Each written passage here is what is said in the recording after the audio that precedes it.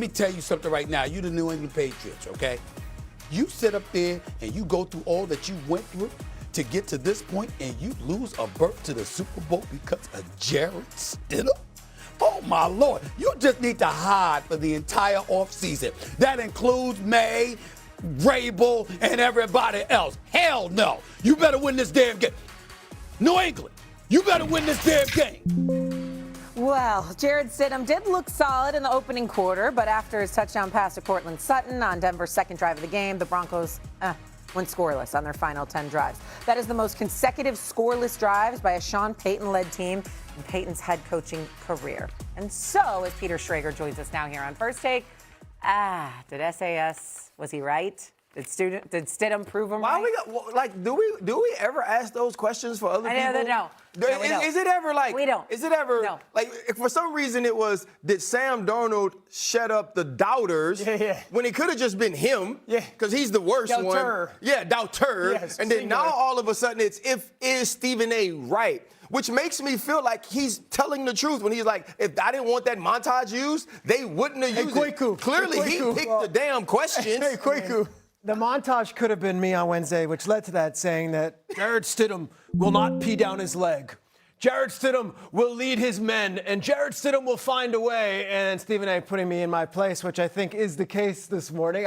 Stephen A., look, first 15 plays, Stidham looked pretty good. Had that deep pass, then they had the touchdown, they were rolling. Then the 4th and 1 changed everything. Before that 4th and 1 decision, the Broncos offense had 127 yards and 8 first downs. After that 4th and 1 decision, which was so critical and so disastrous, they had 54 yards and 3 first downs the rest of the way. Jared Stidham did not pee down his leg, but after the game, it wasn't like it was the driest set of pants, I would say that. SA, go ahead. Well, first of all, a couple of things. Number one, you know what, the show, contrary to what RC is portraying, it's not just about me. If it was just about me, we wouldn't be number one. We're number one because it's about everybody. It's about everybody. I don't mind sharing the wealth. That's number one. Let's get that out the way first. Number two, okay, having said all that, I don't mind sharing the wealth at all, man. I got number love for y'all. But let me say this. You know, I didn't want to be. I give Jared Stidham this. They showed his wife in the booth. She had on a badass coat. I mean, that white coat she was rocking, it was fly. I just got to say that. I mean, damn. I'm like, go ahead, bro.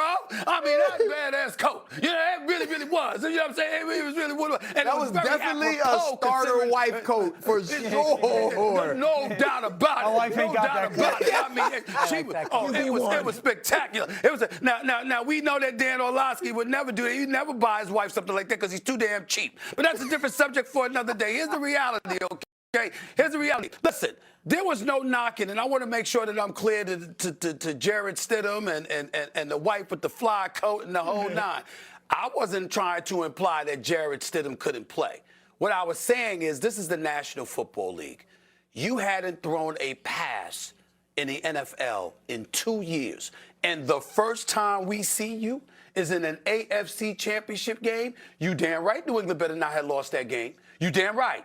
And the bottom line is this. Those 2 pivotal turnovers on him is ultimately what cost it. We know that's a fumble right there. Should have been a touchdown. You know, shouldn't have been where the ball was spotted, but it didn't matter because Drake May ran it in, and we understand that. And then at the end of the game, he threw the interception to Gonzalez. But in the end, listen, I feel bad because nobody looked good in that second half. Nobody could do anything in that weather. I mean, my God, it was hard watching it on television. So it wasn't ideal circumstances to really judge him, in all fairness to you, Peter, and Dan and everybody else. It's like, I'm not going to judge the brother like that. Those were some horrid conditions in the second half to be playing under.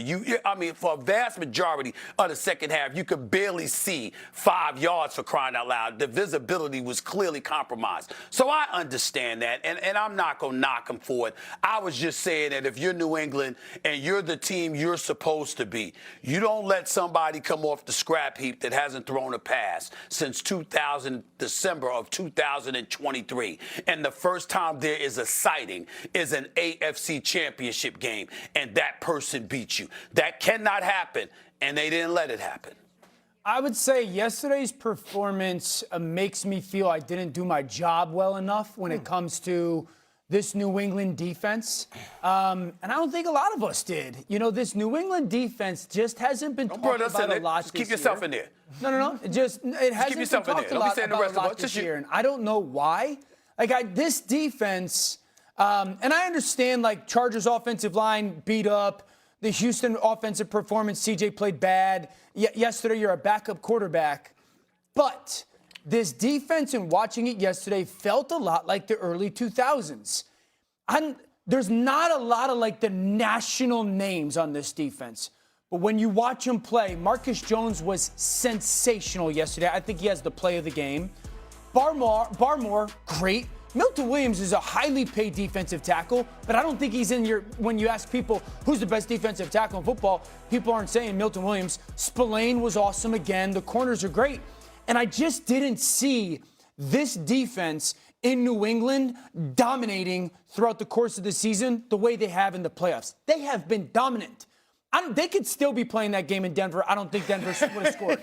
They gave up 56 yards on the final 8 drives. 56 yards. 3 first downs. 56 on the final 8 drives. And so it's a shout out to New England's defense, and it's on me that we're too late to the party with this defense. I just did not see this defense dominating the way that they have these playoffs. I think it's more a little bit to that rather than just Stidham definitely plays its part, but just that. Well, the first thing, though, when we're talking about Jarrett Stidham, it ain't like Drake May lit it up. 100%. Right? In many ways, he was better to me than Drake May, outside of Drake May's utilization of his legs. Yeah. And so this isn't a Jarrett Stidham thing. And on the defense, they actually weren't this during the season. Like, I don't know how we missed it. Yeah, it's not a miss.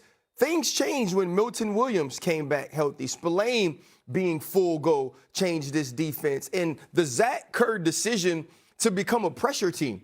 The Zach Kerr decision to say, okay, we're going to add people to the rush, and we're going to allow Carlton Davis and Christian Gonzalez on the outside to be as good as we know they are. We're going to allow an all-pro caliber slot corner to go man-to-man and have the ability to make plays.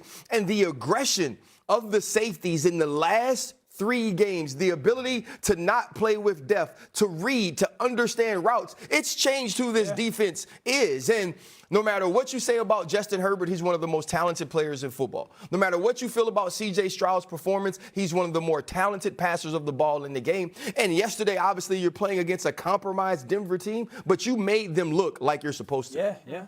Final word, I just want to say one thing, RC. Let's not forget this, though. Like I said, we're not going to pour, salt on the wound of Jarrett Stidham. We understand the conditions. We understand what he was playing under. We get that part. But under pressure, he completed 1 of 10 passes for 4 yards. Let's not forget that, please. But that's Sacked the thing. 3 times, lost a fumble, 1 pass for 10 yards under pressure.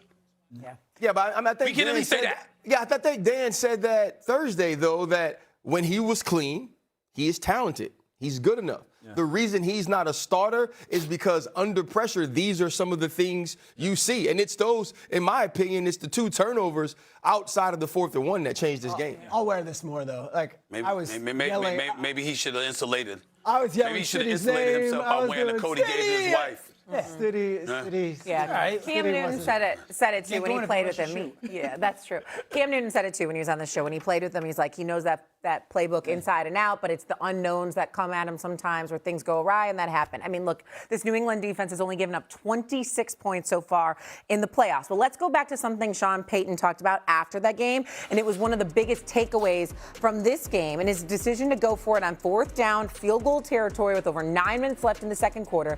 Denver ended up turning it over on downs in a game that ended 10-7, the final score. So here is Sean Payton after the game on that decision. There's always regrets. I felt like, here we are, 4th and 1. We felt close enough that, and it's also a call you make based on the team you're playing and how what you're watching on the other side of the ball. So yeah, there'll always be second thoughts. Now, we could pick apart all these plays, and obviously that's our job to do this the day after it happens. But when you look at that field goal, obviously the weather in the second half of the game had a big impact on the final score and the ability to make plays. Do we have an issue with Peyton not kicking a field goal there in the second quarter? Go ahead, S.A. A slight one. I mean, a slight one. I mean, because, you're going up against a Patriots team that's allowed 8.7 points per game in the playoffs. I mean, their defense, they've been neutralizing a lot of offenses. We understand that. I mean, not that the Chargers or the Texans offense is anything to brag home about, but the bottom line is you did what you were supposed to do, and you did it exceptionally well defensively. So knowing that there was a New England Patriots team that you was going against, anticipating that this was going to be a low-scoring game, you got to take points where you can get it. The one thing that I will say that gives me a reason to be a bit skeptical is only if this is the case. Did you have any clue whatsoever that the weather was going to be like that in the second half? Because I don't know what the meteorologists out there were saying, what they were anticipating. Sometimes they make these kind of predictions. Sometimes they're wrong, sometimes they're right. I'm wondering how much knowledge Sean Payton had about that. Were you expecting inclement weather to be a factor in the second half the way that it was? But, other than that, like I said, I get where he's coming from. Of course, you have some regrets in hindsight. You look at it and you say he should have, but it wasn't like it was the most egregious decision in the world. I love the aggression by Sean Payton. I think it's the right call. If you go up on the New England Patriots by 14 points, they ain't scoring 14. If you think about not getting it, do you believe they can drive 85 yards and score a touchdown? Do you believe they'll even get 50 and kick a field goal? You don't, and they didn't. And so I don't have a problem with that. I like Sean Payton's aggression. I just feel like he made a grown man decision with a little boy mindset. And what I mean by that is that's not the play. The play to get 4th and 1 should be a play of physicality, should be a play where you give yourself some sort of creativity. This was one of the more easily dissected plays in Sean Payton's playbook, whose playbook is extremely deep. You look at the touchdown to Cortland Sutton in the first quarter in the boot game. Go to that. Give yourself an opportunity to have a play that actually looks like a run so you can draw people into the box to give you opportunities in the flat or to the corner. He didn't do any of those things. And so for me, I don't mind the aggression. You have Jarrett Stidham. If you got a chance to go up by 2 touchdowns, I believe you take it. But I believe the play call by Sean Payton is second guessed. And he said himself, I changed it from a run to a pass. He started to overthink it. And once he got to overthinking it, maybe that was the time to say, I'm going to go for 3 because I'm not sure what I want to do. Yeah, I would have kicked the field goal in that moment. I thought that was the wrong decision. I thought the Rams going for it was the right because they're all independent of each other. Playing with a backup quarterback in a top 3 defense. But even more so, the decision to go for it is the mistake, I would say, is calling the timeout. Because the one thing that I don't want to do against a well-coached team is give that well-coached team the opportunity to talk with the coaches again. Because if you watch the play, it's very clear that New England knows this is likely happen. Like, you could watch the outside defender step down. He's got vision on the back coming out, and you're like, oh, I know the play. You could watch Milton Williams step down and go out. And so I would have kicked a field goal, but I certainly wouldn't have called that timeout and then went about going forward on 4th down. If I call that timeout and sit there and go, I ain't giving Vrabel the chance and Zach Kerr the chance to prep their guys with our likely play, I think that's a miss by Sean Payton. This is the same guy who calls an onside kick to start the second half of a Super Bowl. He has always been one of the most aggressive 4th down play callers. He is who he is. He was going for that. He was going to try to put the nail in that coffin there when they had the opportunity. They don't. I do find it interesting league-wide because whether it was Dan Campbell going 0 for 5 on 4th down attempts against the Eagles on a Sunday night, whether it was McVay last night, whether it's the countless times people are saying, just take the points, take the points. If the pendulum will swing back in these coaching circles, now that the kickoff gives you the ball at the 35, like, do you just take the points? Because it seems like every game is being decided by a field goal or less. Instead of constantly going, I know the analytics tell us one thing and we're in an analytics world, but it felt like time and time again, these playoffs, these games are decided by so few points and so many coaches left points. The only thing I would say, too, in regards to that is we have to put it into context that when Philly went forward so often, they were, one, way more physically dominant, and it was often the tush push. Detroit, way more physically dominant, so they could run it.